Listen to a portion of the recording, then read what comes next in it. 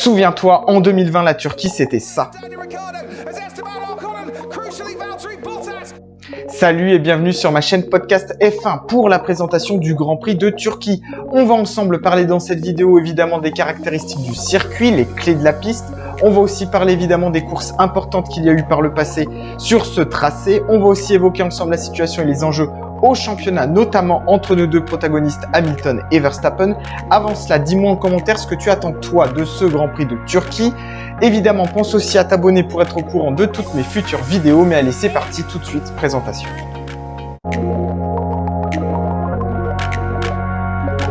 Direction Istanbul pour ce nouveau rendez-vous F1. La Turquie accueille la 16e manche de cette saison et on retourne sur l'autodrome de l'Istanbul Park après un Grand Prix en 2020 qui avait marqué les esprits. Mais revenons au commencement. Ce circuit mesure 5 km 338. Il a été dessiné par l'architecte de la plupart des circuits modernes en F1. Je parle évidemment d'Hermann Tilke.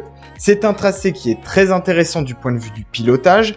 Il présente un certain dénivelé et les virages de ce circuit sont très variés. On note ainsi plusieurs passages remarquables, à commencer par le premier virage. Celui-ci est plongeant, en dévers et emmène les pilotes sur une grande courbe à droite. Il est très technique et se resserre sur lui-même. Il ressemble un petit peu au premier virage du circuit d'Interlagos. Et c'est souvent que l'on assiste d'ailleurs à des départs chaotiques. En 2006, Fisichella sur sa Renault partait en tête à queue dans ce virage et semait la zizanie dans le peloton. 2 ans plus tard, ce même Fisichella, passé cette fois-ci chez Force India, effectuait une sacrée figure de style en passant par-dessus la Williams de Nakajima. Plus récemment encore, l'an passé, souvenez-vous, Hamilton, Ricciardo et Ocon se touchent et c'est le Français qui est envoyé en tête à queue, entraînant par la même occasion Valtteri Bottas. D'autres virages sont aussi particulièrement intéressants. Et clairement, en disant ça, on pense tout de suite au quadruple gauche du virage 8. Virage très technique qui fait l'une des particularités de ce circuit d'Istanbul. Passage spectaculaire où la trajectoire parfaite n'est pas facile à trouver. On note aussi sur ce circuit des points de freinage importants où on peut observer de beaux dépassements. À commencer par la chicane des virages 9 et 10 qui intervient après une petite ligne droite. Mais aussi le virage 12 qui suit une grande ligne droite et qui précède un passage très sinueux et complexe. En somme, ce tracé est très réussi et après une édition 2020 spectaculaire, le paddock F1 est ravi de retrouver ce circuit.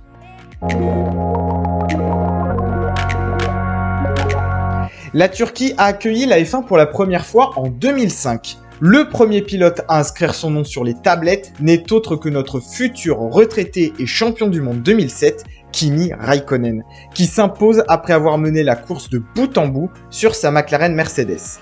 Autre belle passe d'armes l'année suivante entre Schumacher et Alonso pour la 2e place. Schumacher sur sa Ferrari qui essaye de prendre le meilleur sur Alonso et sa Renault, en vain pour le pilote allemand. Sur ce même Grand Prix, c'est Felipe Massa qui s'impose pour la première fois de sa carrière. La première de ses 3 victoires consécutives sur ce tracé.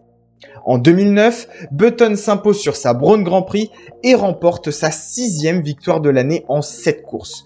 Le Britannique sera titré cette année-là, l'occasion de reparler de l'exploit de cette équipe qui cette saison-là avait véritablement créé la surprise en décrochant le titre l'année de ses débuts, en renaissant des cendres de Honda.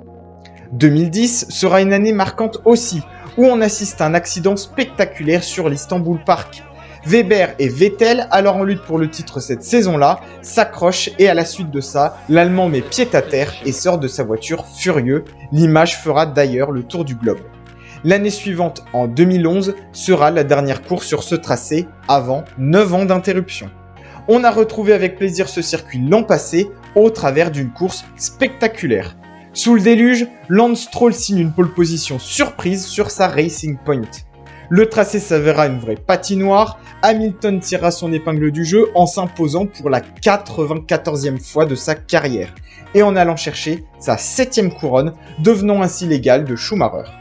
Pendant ce temps-là, d'autres seront partis à la faute, à l'image de son équipier Valtteri Bottas ou encore Daniil Kvyat sur son AlphaTauri et aussi Nicolas Latifi. En tout cas pour ce week-end, la météo devrait être a priori clémente, donc peu de risque de revivre les péripéties de l'année dernière. Passons à présent à la situation et aux enjeux pour ce Grand Prix.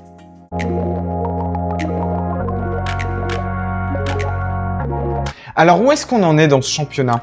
On s'est quitté à Sochi avec un final en apothéose. Malgré tout, Hamilton et Verstappen sont plus proches que jamais, seulement 2 points les séparent au championnat. Verstappen a pour sa part purgé sa pénalité moteur, ce qui a de quoi le rendre plus serein. Pour Hamilton, la situation est tout autre. Se pose encore la question d'un potentiel changement. Soit il garde son stock de moteurs et devra donc utiliser des blocs qui ont déjà servi, et donc sans doute moins performants et avec des risques de casse, ou alors en changer, mais partir en fond de grille. Toute la question est là. Et en cas de changement, le circuit choisi peut s'avérer aussi déterminant, affaire à suivre. Concernant le reste de la grille, McLaren et Ferrari continuent leur duel à couteau tiré, même si McLaren, suite aux 2 dernières courses à Monza et Sochi, semble prendre un peu le large. Alpine continue son petit bonhomme de chemin et se détache légèrement d'AlphaTauri. Aston Martin est toujours esselé au 7e rang. Et Alfa Romeo a encore une petite chance d'aller chercher Williams, même si ce sera très difficile avec 16 points à combler. Et bien voilà, c'est la fin de cette présentation. Merci à toi de l'avoir suivi. Pense évidemment à mettre un pouce bleu si tu as aimé le contenu et à t'abonner en bas à droite de ma vidéo si ce n'est pas encore fait. Quant à nous, on se retrouve très vite. Ce sera pour le débrief du Grand Prix de Turquie. Alors à bientôt sur ma chaîne.